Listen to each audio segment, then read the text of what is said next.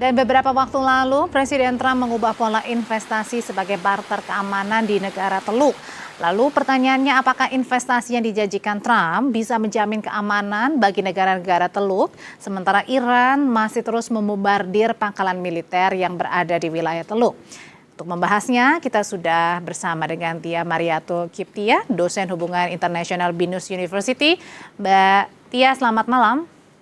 Selamat malam Mbak Audrey. Mbak Tia, ini kan Amerika membatalkan rencana penarikan pajak langsung, kemudian menggantinya dengan skema investasi sebagai barter ya, jaminan bagi keamanan di negara-negara Teluk. Nah, pertanyaannya kenapa ini Amerika tiba-tiba mengubah-ubah skema? Ada tekanan dari NATO ya ketika Trump menyatakan bahwa akan ikut andil untuk mengurus Hormuz, kemudian akan meminta fee sekitar 20%. Itu banyak kecaman dari negara-negara aliansinya dan juga dari member NATO bahwa ini bukan merupakan strategi yang cukup signifikan. Pada akhirnya nanti Amerika Serikat akan semakin dibenci oleh publik internasional karena posisi tidak mengambil fee saja Amerika Serikat secara kecaman dari publik internasional semakin meluas begitu ya. Belum menghadapi persoalan politik domestik di Amerika Serikat sendiri. Jadi ini tiba-tiba berubah dan itulah Trump. Tidak pernah konsisten, beberapa kali bahkan puluhan kali menyatakan menang, bahkan menyebutkan bahwa Iran semakin kekurangan, tapi kenyataannya perang terus berlangsung. Bahkan bisa membalikan keadaan Mbak Audrey bahwa sebetulnya ini adalah Iran yang menyalahi perjanjian. Tapi kita kembali lagi kenapa terjadi serangan di Timur Tengah ini dan tensi kembali terjadi. Ini adalah akibat ada dua jalur di Hormuz, yaitu yang dikendalikan oleh Amerika Serikat dan juga dikendalikan oleh Iran. Sementara dalam MOU di Swiss itu kan dinyatakan bahwa mereka akan menyelesaikan persoalan dalam tahap satu itu adalah Hormuz. Tapi kenapa tiba-tiba masih terjadi double blokade yang dilakukan Amerika Serikat? Dan kapal-kapal yang melewati dari Timur Tengah ke beberapa kawasan itu harus melalui instruksi Amerika Serikat. Dan ketika ini terjadi, maka Iran menyerang. Karena kan tidak sesuai dengan MOU. Dan ketika Iran menyerang, maka Trump menyatakan bahwa Iran duluan yang menyerang, sehingga terjadi bombardir oleh Amerika Serikat dan terkena hantaman infrastruktur sivil. Dan kita kembali lagi kepada karakter Persia ya. Saya merunut dulu kejadian ini terjadi. Karakter Persia itu ketika diserang dia akan balas. Maka pembalasannya juga presisi kita lihat. Satu adalah Kuwait, yang kedua adalah Bahrain, yang ketiga adalah Uni Emirat Arab. Tiga negara ini, Mbak Audrey, kecil di kawasan Teluk, Oke. tapi akan negara yang cukup signifikan, memiliki pangkalan udaranya Amerika Serikat dan logistik. Jadi kalau misalnya ini dihancurkan, cukup signifikan juga pengaruhnya terhadap Amerika Serikat. Memang secara keuangan, secara militer Amerika Serikat kuat, tapi Iran setiap kali menyerang dia tahu betul bahwa memang dia di bawah Amerika Serikat secara instrumen militer. Jadi dia Oke. penuh hitungan negara mana saja yang akan diserang, dan tiga ini menurut saya adalah negara yang cukup presisi untuk diserang. Mbak Tia, ketika Amerika meminta bayaran keamanan ya untuk Ya. Arab Saudi, kemudian juga Kuwait, Bahrain dan juga Qatar begitu. Pertanyaannya, apakah negara-negara sekutu Amerika ini mau untuk mengikuti kemauannya Amerika? Mau Mbak. Oh mau? Setiap kali, Oke. ya, setiap kali kunjungan itu Trump selalu meminta.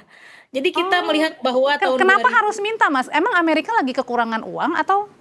bukan persoalan kekurangan uang. Kenapa Gulf countries itu selalu menjadi aliansi dan permanen dengan Amerika Serikat? Karena memang mereka berdua itu mutualism. Hmm, Artinya memang Gulf countries membutuhkan protection dari Amerika Serikat secara militer, kemudian Amerika Serikat juga butuh terhadap energinya Gulf countries. Jadi dua-duanya memang saling membutuhkan. Apalagi di 2025 sebelum perang terjadi juga FDI mereka cukup signifikan, Mbak. Dari mulai teknologi, kita tahu Google, Amazon, Oracle ya, yang apa namanya, yang software begitu ya. Kemudian IBM itu perusahaan-perusahaan milik Amerika Serikat, semuanya investasi di Saudi Arabia dan Uni Emirat Arab. Dan di 2025 Uni Emirat Arab juga melakukan investasi yang sama di Amerika Serikat, terutama di bidang renewable energy. jadi mau Memang tidak mau harus tetap melakukan ya?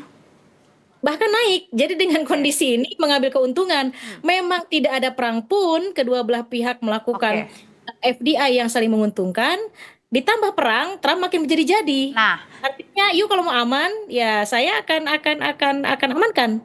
Tapi harus bayar, harus harus bayar dulu. Nah, tapi harus pertanyaan invest di negara Amerika Oke, begitu. tapi pertanyaan selanjutnya, apakah dengan jaminan untuk harus membayar terlebih dahulu, ini ada jaminan bahwa negara-negara Teluk tidak akan diserang, apalagi kita tahu sekarang Iran ini juga masih terus menyerang negara-negara Teluk yang juga menjadi sekutunya Amerika. Ya, kejadiannya kan sekarang diserang.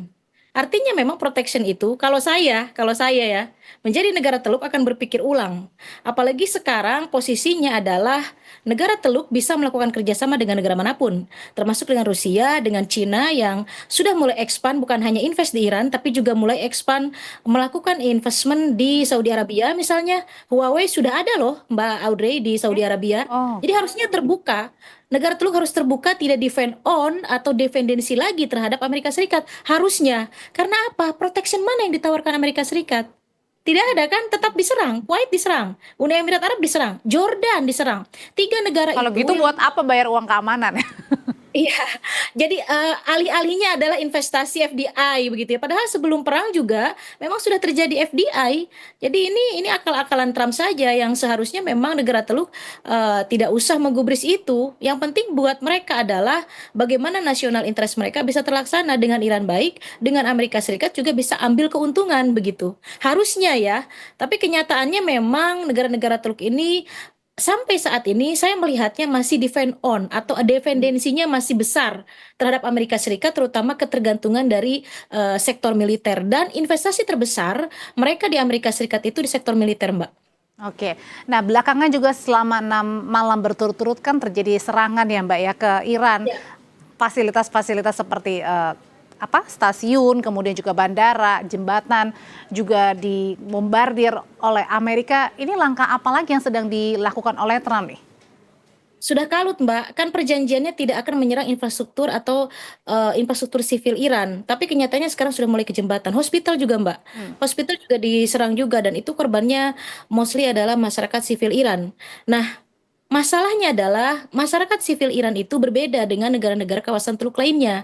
Mereka tidak akan bersembunyi dengan kondisi ini. Perang sudah terbiasa. Dan itu tadi mereka cukup solid untuk mendukung pemerintahan yang terjadi yang ada saat ini.